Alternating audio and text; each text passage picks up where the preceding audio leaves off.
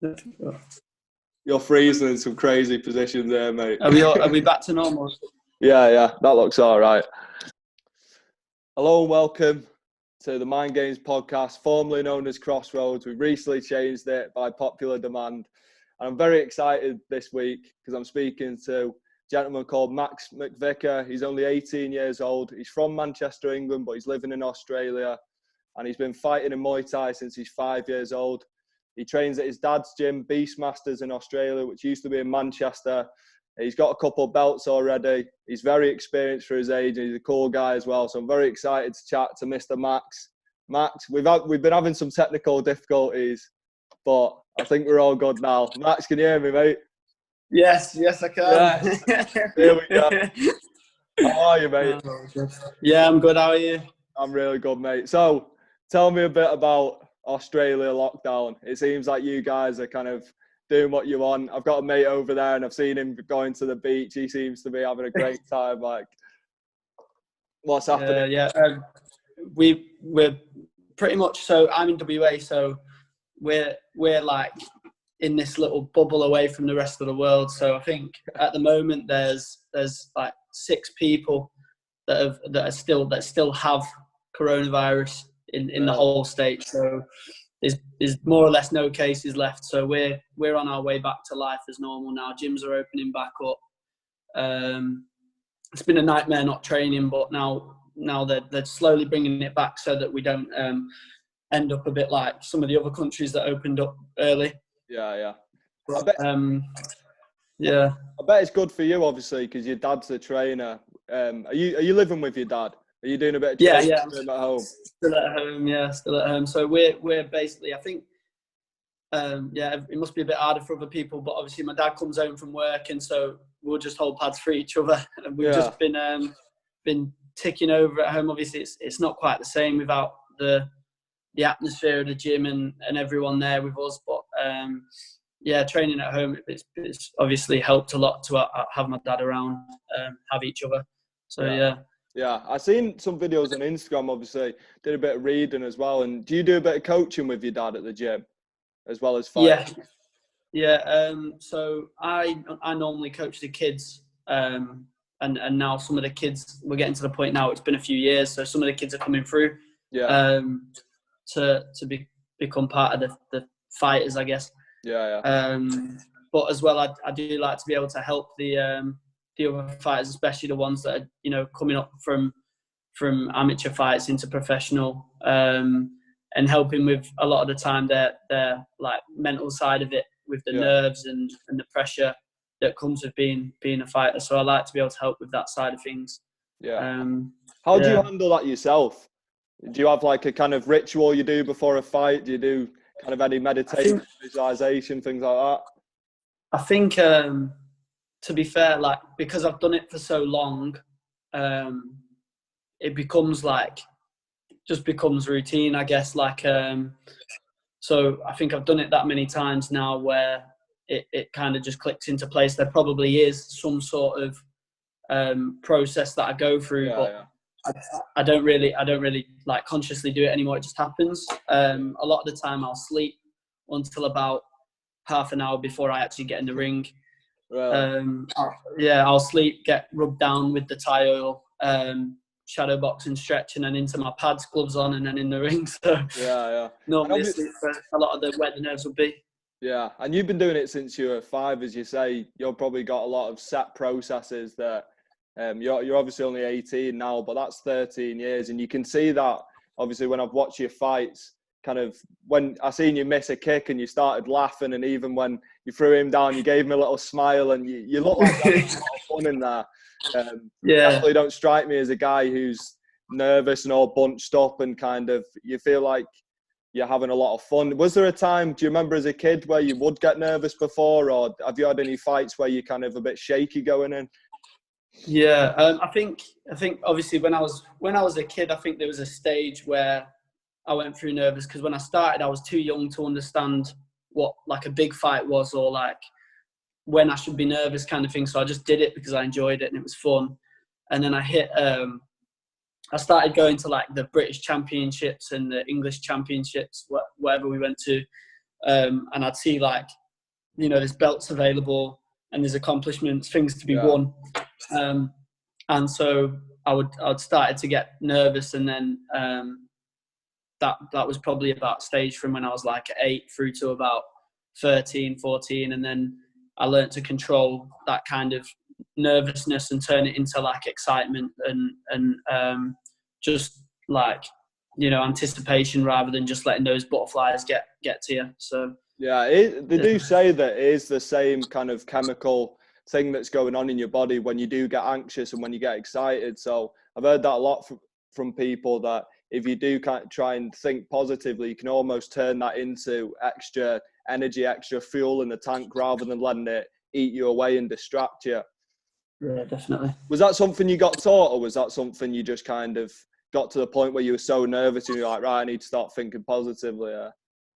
I think like as a mentality, my dad's always been someone where he doesn't say too much, but what he has said, you know, sticks with me. Yeah. So he does a lot of just showing me, but then the words that he does say really like stay with me. So he said, like if he would ask me if I was nervous, and if I ever said yes, he'd be like, well, why wouldn't you be? You know, like why? Yeah. You should be, almost like if you're not nervous, there's something wrong. You know, it means that the passion's there, you want it. So use it as a way of fueling that fire, that burn, that desire to win and do better. So that's what really stuck with me. And so it's kind of carried on, and it's become a way that I've learned to deal with emotions on the way up to a fight. Yeah. And in the fight, obviously, listening to a lot of different fighters, what they kind of think in the fight, do you try and stay as present as you can, or would you try and kind of plan out a combo? Would you notice a tendency he has? Say if you threw a jab, he kind of moves a certain way, you'd plan off an attack, or are you just completely flowing in that? I think I do think, I'm still conscious in my head when I am fighting. That kind of relaxation is key. I think you can see, like you said before, you can see the difference between someone who is relaxed and is moving with what they've been taught, rather than bunching up and going back to their fight or flight kind of thing. But learning to let your body relax, and as well knowing a time where you should be thinking and a time where you should react as well. Because if somebody throws something big at you, something fast at you, then you don't really get a chance to think, oh, I should block this. You should just, you know, it should just be there and you should do it. So reading your opponent is obviously big, but it does kind of become like you've done it so often and you've done it so much that it becomes almost autopilot. Even though you are thinking, sometimes it just happens. You just do it. Yeah, absolutely. And obviously, you moved over to Australia when you were about 11.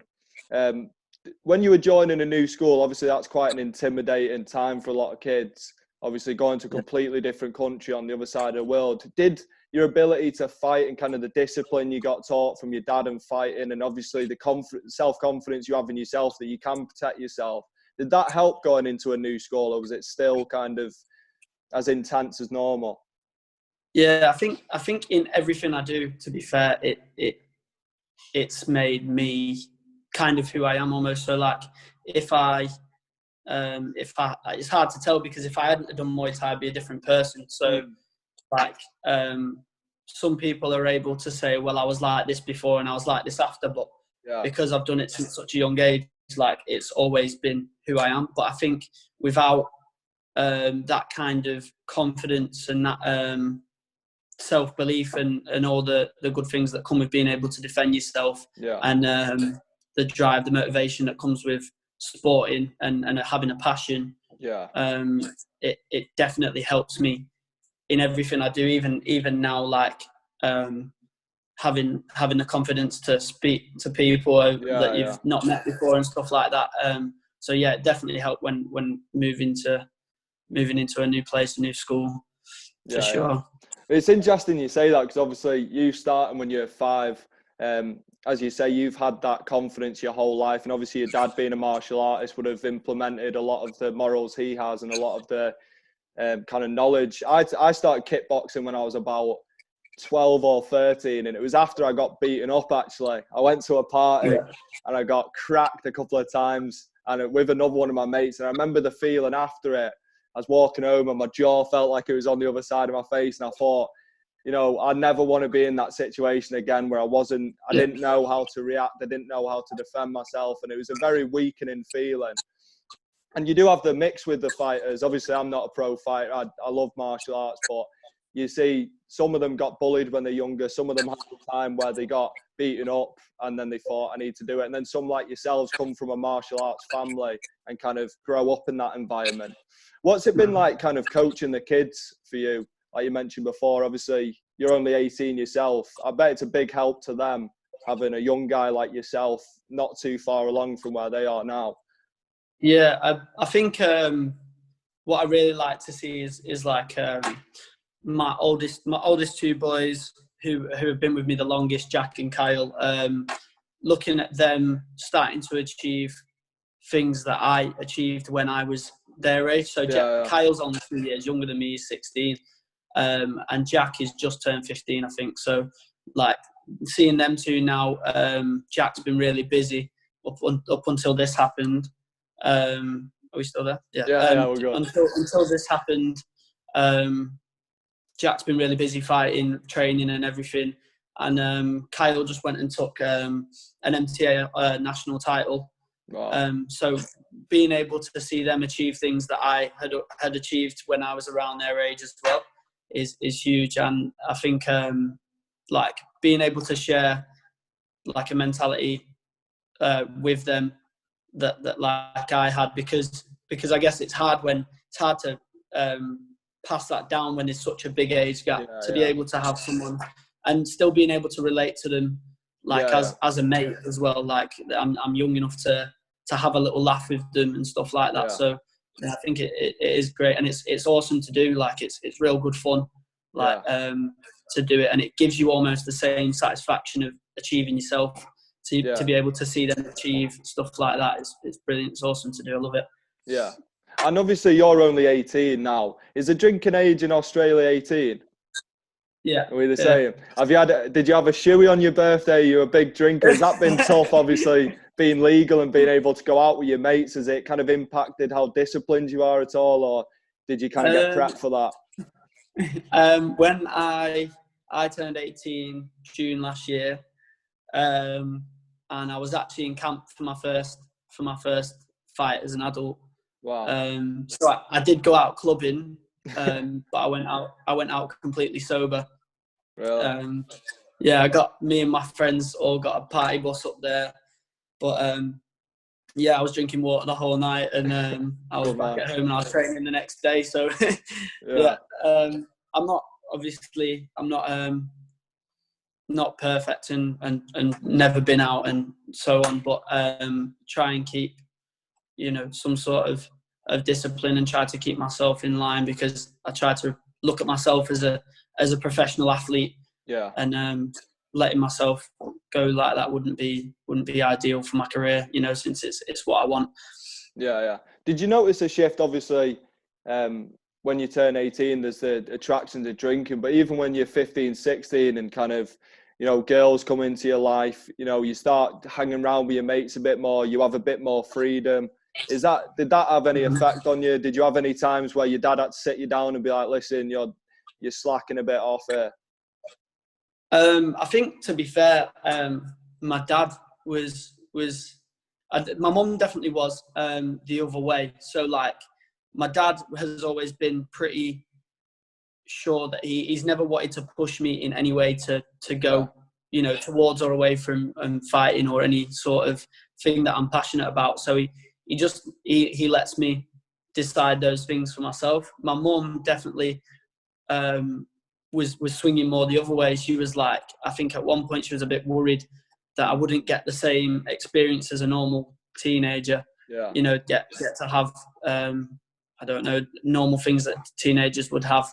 So I think I spoke to her not that long ago, and she spoke to me about how when I was a bit younger, she was worried that I wouldn't be like everyone else. But I don't think, to be fair, I just I missed out on some of the bits that you probably look back at and go, oh, I shouldn't have done that. You know what I mean? Like, you dodged a few bullets, really. Yeah, I watch the ones that I watch my mates do and go, oh, I'm glad that wasn't me. You know, I think I got lucky with missing. I don't think I missed out on too much, but yeah, I don't. And the other thing as well, though, it didn't stop me going out. Pretty much the only thing it stopped me doing was just, you know, drinking, drugs and stuff like that. So other than that, I had the normal life of any other teenager, you know. Yeah, it's great to hear you have that mindset, obviously, because you see it with kind of child actors. I know it's different, but even Tiger Woods, I'm a big golf fan. He was kind of a prodigy. His dad, like, kind of brought him into golf, and he never had that experience where he went out. He never had that. And then you're seeing all the controversy with him, with cheating on his wife and getting caught drink driving. But it's good to hear you kind of, you're obviously very close with your parents, and they have a good enough relationship with you to kind of make your own decisions and kind of guide you on that way. So it's nice to hear you kind of not having that desire to make all the stupid mistakes people make, because you have an opportunity to do something that a lot of people don't have, to have 13 years fight experience at 18 and kind of be coaching, be living like an athlete, be healthy. Obviously, it'd be good for your mental health, and obviously living in Australia in the sun, it's not a bad life for you, is it, Mark? Yeah, no, it is. And that's the thing. I sometimes it's like that. Yeah, you don't realise how lucky you are. You know, like having both my parents. You know, a lot of people don't even have both their parents around. Being able to live in such a crazy, you know, walking down to the beach 5 minutes, jumping in the water, and it's 7 o'clock and it's already boiling type of thing. Wow. So it's like, yeah, it's so lucky to, you know, blessed to be in the position that I am. So I'd feel pretty guilty to waste such an opportunity. That other people, I know a lot of people stand there and they go, oh, like, I wish I'd started at your age. I wish I'd done Muay Thai earlier. You know, even lots of fighters say that to me, like they wish they'd have started when I did. So I'd be silly to waste the opportunity. Yeah, there is a fluidity in your movement, you see. Obviously, when people start later on, even though they could learn the technique. But I got one thing from watching you is that your timing and your kind of shot selection is like someone who's maybe 30, 35. And it's strange seeing an 18-year-old with that maturity and that kind of level of just experience in the fight game. Do you find like when you're fighting people older, you almost have an extra sense of confidence because you think, oh, I may be 18, but this is my life, you know, this is who I am? Yeah, I think obviously, and that's definitely a thing. Like it gives me a mental edge almost that I've been, you know, I've dedicated so long to it that even though someone might be 10, 15 years older than me, I've still done more than they have. You know what I mean? Like most of the time, the older person would have an experience advantage, but a lot of the time that's not the case when I fight them. At least in Western countries, obviously, when I go over to Thailand, it becomes a whole different ball game again. Absolutely. Fighting the Thais, obviously, I am still like less experienced than them because they did what I did, but they did it with no padding, you know, from a young age. So, I like to think that it definitely like gives me that sort of edge, more mental than I think physical, if anything. It lets me have that confidence. Yeah. And obviously you say the Thais, they start really young, as you said. And when you started young, you were fighting with obviously the protection because you don't want to put a 5, 6-year-old in there getting head kicked or body kicked or anything kicked. But do you think that was kind of an advantage in the long term, kind of with all the studies with brain kind of defaults? Is that something you're grateful for? Although you may think, oh, they have a little bit of an advantage, I think the wear and tear they put on their bodies is just insane, really. Yeah, definitely. I know that with the studies in Thailand, I don't know, there's been heaps of documentaries and stuff like that about obviously kids fighting, betting and all that. So I think in the long term, definitely, if you look at the peak of the Thais careers, you know, they don't very rarely you'll see a Thai at the top of the game, you know, in their 30s. Like it doesn't really happen. Even the best of the best who avoided a lot of damage, like Sanchai, moved. He's well and truly gone from the stadiums now. He doesn't fight. What a against fighter the he top was. levels. Oh my God. Yeah, he was unreal, but then still, and he he's notorious for not being hit, and he's still, and he looks brilliant against the foreigners now, but he wouldn't dare fight in the stadiums anymore still, even though he was known for being evasive and not being able to be hit. They peak a lot earlier. You look at people like Ronaldo and Messi. I don't know how old they are now, but if they were Muay Thai fighters, they wouldn't even have a career anymore. They'd be done. Yeah. So, well, they're early 30s. Yeah, that's exact. Yeah, it correlates perfectly, as you're saying. When you get to 30, it's kind of, you're coming towards the end. Your body's like, you've got the body of almost a 50-year-old, although you're fit. And a lot of them smoke as well, and they drink. It's amazing. Like, when you see the Thais, they'll be smoking cigarettes, and then they'll go and do a full fight. But obviously, you mentioned with like the brain trauma and stuff. Is that something you think about going forward? Do you ever worry about that? Do you spar hard? Like, what precautions do you take? My dad has always been super careful with anything here. Luckily, I've been really lucky in my career so far not to take anything like really ridiculous. Like on headshot wise, like I haven't been continuously hitting a fight before and had to deal with it for the whole fight, or even being KO'd in my career yet. Like, sparring and everything like that has always been, when we spar hard, we're still wary of headshots. It's still hard to the body, and you're cautious of the head. You're never doing something silly like that. If anything that I'm worried about for my health, it isn't actually the weight, cutting weight, and that type of stuff that you're doing to your body. Losing weight, gaining weight rapid, and being careful of that is the thing that I stay most concerned about. Yeah, I know that's a big thing in MMA. Do people cut a lot of weight, and obviously wrestling as well? Is that a big thing in Thai boxing? Do people cut weight, obviously, to get it back on and be bigger for the fight than the weight class?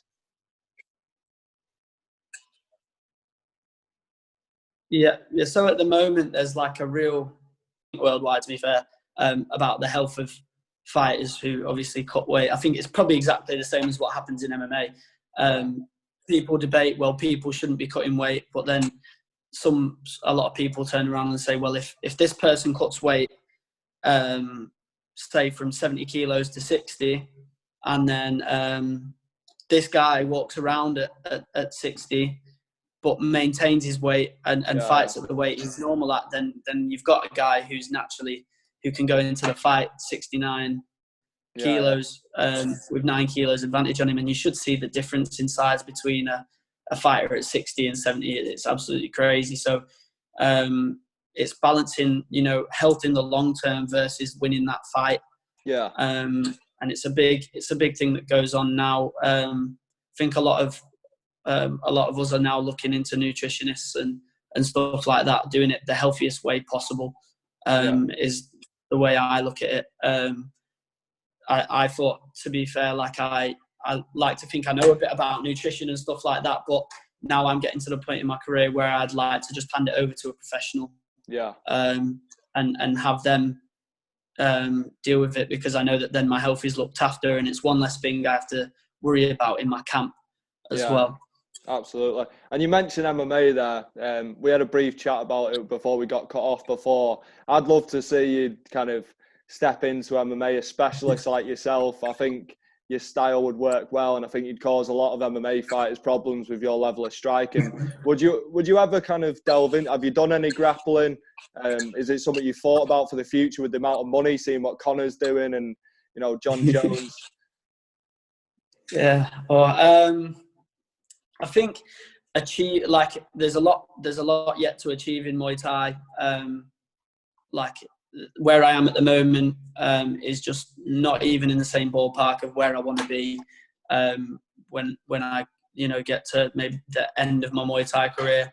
I want to there's just so much to achieve and so far to get that I'm not even sure if I'll get there in my career. Like I've set the bar as high as I can, so I'm going to be pushing for the top. So getting there is my first priority, and also being so in love with the culture and the art of Muay Thai, with everything that goes with it in Thailand, and the Buddhism and all the stuff like that. It would be hard for me to let go of all that and move into the MMA, but I obviously wouldn't write it off.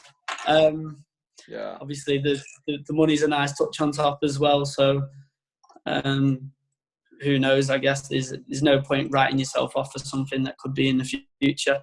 Yeah, then there is a beautiful culture in Muay Thai. Obviously, I trained a little bit at Trisha's gym. I know you know Trisha well. She's a great trainer, and the feeling in the gym, you know, the respect of the pupils with her. She's almost like a mother figure to the fighters, and kind of how they bow at the end, and just all the tradition that gets brought into the fighting and the preparation and stuff. And you mentioned the Buddhism there. Is that something you practice at all? Is that something you're around in the gym? So there's I think the culture and the religion seem to go hand in hand a bit. Yeah. So like a lot of Buddhism is brought into Muay Thai. You've probably seen the moncons before that they wear around their head, and the armbands, and like when they get in the ring, they're bowing and they perform the Y crew, which is that ritual dance they do at the start. All of that stuff, I think, from what I know, comes from like Buddhism and stuff like that, and a lot of the blessings and stuff. I like the Buddhist kind of philosophy anyway. The way they, the way they act, and the way they, their way of life is obviously a way that's really, really good for someone who, like me, I think. So before my fights, I do go to a place called Bodhinyana Temple, which is about half an hour away from my house, a little bit out into the country, and I get my cape and moncon blessed, and I go and sit in the temple, and it's dead silent there. All you can hear is the nature and the wildlife and stuff. So it's good to go there, and you can, if you're not cutting weight, you can eat breakfast with the monks and stuff, and talk to them about anything that you're having trouble with and stuff like that. So it's a pretty like surreal experience to go and see real monks living like the way they do. It's pretty crazy experience, and I do have a lot of respect for their way of life and stuff like that. So it's definitely something that I wouldn't say I'm Buddhist, but I like to follow a lot of their teachings and so on. So yeah, that's fascinating. It's always been a dream of mine to kind of visit the monks. I think it's a fascinating way of life, and obviously reading a lot into Buddhism. And as you say, it does kind of lend to, I mean, it definitely benefit a fighter, kind of having that calm inner mindset, being at peace with the world around you, kind of slowing everything down and keeping everything simple. When did you first kind of get embraced into that culture? Is your dad quite into that? I know he's a Muay Thai instructor. Did you kind of get brought up like that as well? I think like you said, because I started with Trisha. So my dad and Trisha used to teach together. And the moment that I walked in, it was expected that you bow to your trainers. I remember there was one time that I was waiting at the door. Before I left, I would always bow to Trisha, and I was stood at the door, and I think she wanted to test how long I'd wait for her to look over until I bowed, and I'm sure I was there for about 10-15 minutes before I'm pretty sure she was ignoring me. She waited to test me, I think, and then looked over and I bowed to her, and this must have been when I was like 6 or 7 years old. But like that discipline, and then I guess as I grew up, just being around Muay Thai, I think I kind of threw myself into it. Like my dad, obviously, we got. Yeah, sorry about that. We had a bit of technical difficulty. Max was midway through a story. Yeah, ever since then, obviously, like I've grown up around people doing my crews and, bowing in and out at the end of the session, speaking Thai words and stuff like that. So I kind of dove into that kind of culture myself. And by the time I went to Thailand, I was already kind of into it. So going there was like so much fun for me to go and experience like the home of it all, and really dive into what they do every day. So going there was crazy, and really diving into it, going and getting the sakyan, the tattoos, and how many tattoos have you got? I got 2 of the traditional ones, and I got another one on my leg as well. But yeah, I got 2 out from the temples in Thailand. Oh wow! And obviously, like going to the temples in Thailand, you mentioned that briefly before. Is that something you do before every fight? Do you do a bit of meditation when you're there? Do you practice meditation on your own? Is that something you took from the Buddhism culture? So yeah, I go to the temple before every fight to get blessed and get my monk on and cloak blessed. But I've never really dove into meditation as such. I do a few breathing exercises, and like a lot of the time just sit in silence. Like, cause at the temple, there's a room where it's carpeted, and there's a big Buddha statue in there, and people do go in there to meditate, but it's just so quiet in there that you can just actually sit in silence and just like take a minute. I don't know how often I just sit down and don't say anything to nobody in a quiet area. So going in there is quite a weird experience, you know, just sitting with yourself and having a minute. So going there is crazy, especially before a big event. The calm before the storm, isn't it? Yeah, it's cool to hear someone your age, obviously. I don't think I've ever met an 18-year-old before that's so conscious of how beneficial it is to silence. Nowadays, we're so stimulated where we've got like a phone, a laptop, an iPad, you know, you've got a TV in every room, you know, you've constantly got about 5 different apps on your phone alone that are constantly singing off. Is that something you try hard to kind of, especially leading up towards a fight, have more time on your own, kind of get in touch with your emotions, how your body's feeling, you know, kind of the up and downs of preparation? Yeah, I think it's definitely something that affects me. Outside of like leading up to a fight, I'm a little bit more easygoing with it. Like I do probably, for a normal person, I probably spend too much time on my phone and, you know, playing games and stuff like that. But when I'm leading up to a fight, like I'll really make sure that my mindset's there. It's like I said before, though, it kind of becomes an autopilot. I become focused on that, so I don't worry about everything else that's going on around me. You know, I'll get up early and I'll go to the beach and you know, get ready for training and things like that. So my focus kind of switches away from my phone and away from other external stuff. But yeah, I think it becomes like a normal thing for me to just switch off that type of stuff. Whereas outside of training for a fight, I'm pretty normal. Yeah, like I just sometimes I'll notice myself on my phone too much and try to get off, but I'm not too conscious of it. But I'm aware of when too much is too much, I guess. Yeah. Are you in preparations for a fight at the minute? Like what's your next few months looking like? Obviously you got big targets. Yeah.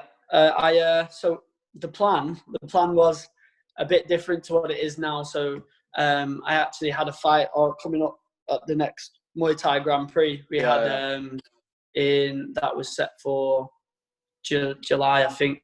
So I think that was set to happen in July. So I'd be really starting to head into my prep for that. And obviously with my last fight, it didn't quite go how I'd expected.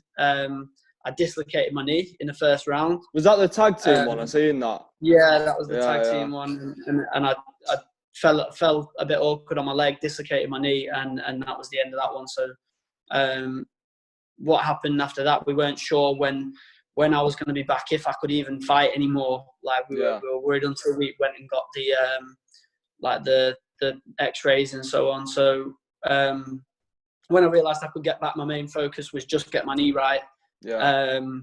Get myself back to normal, and then hopefully I was ready by July, which I would have been. But obviously all this stuff happened, and the whole world shut down. So I've not really been able to shoot towards anything at the moment. I think maintenance was the big thing that went around. Speaking to people from our gym is making sure that we're ready to return, ready to come back and hit the goals when we can. Yeah.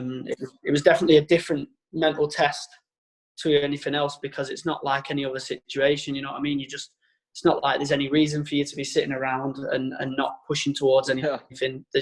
You just can't. So it's definitely a different one that I hadn't experienced before. Yeah. Was it a nice? Yeah. Sorry, I think we're glitching out a bit. Yeah, we're good. So was it a nice kind of break for you? Obviously, training so consistently throughout your life. You know, having this time period. Have you had any kind of like revelations about you away from fighting? Have you discovered any new hobbies?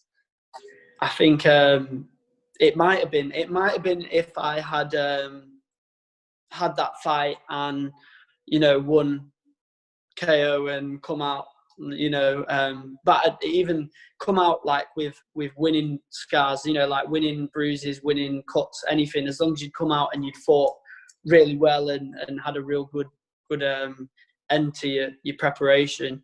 But with it coming to such a crappy ending, it not frustration, but it just gave me this it started out as frustration and anger, and kind of turned into this fire that I needed to come back stronger, come back way better even. And then as I did, the world kind of just, you know, crumbled. So it was like, it's just made me want to get back into it as soon as possible. I think if anything, it was a good time to get injured. I was quite lucky to get injured just as nothing was happening. But at the same time, it was also like another frustration for me, is that even now when I've got myself back to normal and I've done the work of getting my knee right, I can't go and push past that now. So it's just all about that maintenance and staying ready now until we can move forward. And obviously, long term, you say you've got big goals in Muay Thai. Are you kind of got your eye on being the GOAT of Muay Thai? Have you got, what's kind of your benchmark for you to think, right, I've really reached my potential in this?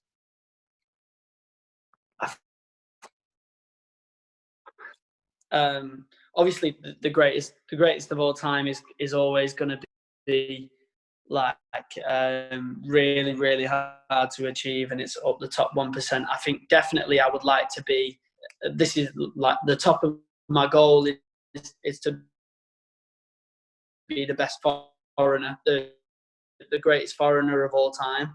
I think realistically that's where I want to aim for, is to be the best foreigner that's been. If like, it would be amazing to be things that are hard to achieve with, you know, we still can't even fight in Channel 7 Stadium, which is a big stadium in Thailand. We're still not actually allowed to fight there. It's still much harder for us to get opportunities to fight for Lumpini and Raja belts and stuff like that. It's much harder for us as foreigners, but definitely, like, my top goal is to be in the name, you know, in those names that come up when you talk about the greatest foreigners of all time, you know, Raymond Deckers and, you know, like the Liam Harrisons and stuff like that. Like to be in the pool with them is we're falling behind, I think. Yeah, I can still hear you. The audio is good. It's freezing up a bit, but yeah. Yeah, there we are. Yeah, you mentioned Liam Harrison there. I love watching his videos. He's an amazing instructor, the way he explains things, and kind of, I love watching his Instagram videos, just a short little technique clip. Is he kind of someone you look up to as like an English fighter? Definitely, yeah. With Liam, I think I actually went to one of his seminars when I was about 7 years old. Like, that was the first I'd heard, like, as a 7-year-old, I'd not heard of him yet. And then I saw him, and I think he was with Jordan Watson. Him and Jordan Watson did a seminar, and like as a 7-year-old, he taught me probably a pretty basic technique, but I remember thinking it was my favourite technique for a while, like the way I caught a kick and swept. So growing up, obviously watching him and him setting like a pathway for fighting some of the greatest Thais that have actually ever been around, fighting Singh Daman, fighting Sanchai, Pakorn, some real like top level Thais and fighting in the stadiums. He's definitely somebody I look up to, and the way he made it happen. So like he didn't try and fight the Thais the way the Thais wanted to fight. He found his own path. He found his aggression and power, and he found that work rate and the way he uses that against them, because he knows that to win you've got to use what your strength. So if he stood and played the game with the Thais, then it would be a silly decision to be playing into their game. But he found a path and he nurtured it and went with what he was good at, which is something that like has stuck with me as well. You can't play the game and expect to win. You've got to follow your own path and make sure that you do what you need to make it work for you.